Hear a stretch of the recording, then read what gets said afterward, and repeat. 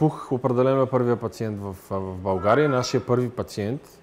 Това отваря голяма врата за възможности за други пациенти, които може да третираме.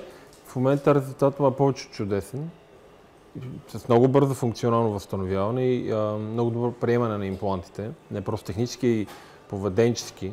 Етологията на живота показва абсолютно приспособяване към новите обстоятелства. И аз вярвам, че всичко ще е наред. От 2, 3, 5 години, 10 години могат да изкарат имплантите. Но това вече е въпрос на функция на теглото, на активността на пациента и въпрос на шанс, разбира се. Но в момента е оптимален. Нещата са оптимални при пух.